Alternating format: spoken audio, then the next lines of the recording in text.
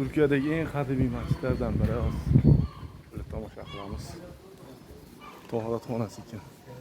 Hojatxonasi ham bu paytda svet bo'lmagan. Tepadan nur tushadigan qilingan ekan.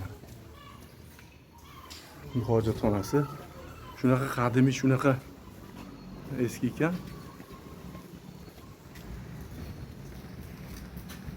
1449-yil qurilgan ekan.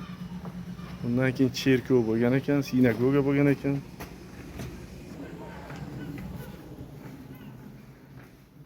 Tarixiy. Necha yuzga to'g'ri keladi?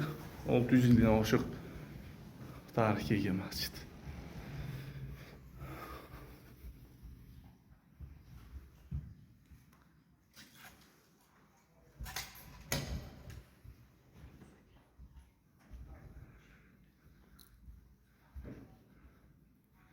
Juda eski ekan.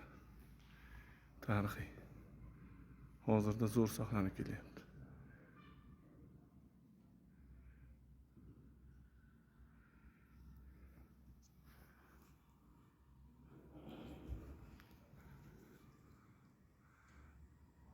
Bu belgi kim, nimani belgisi?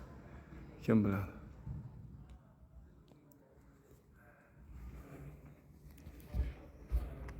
Bu masjid haqida yana kim qanaqa ma'lumotlarga ega?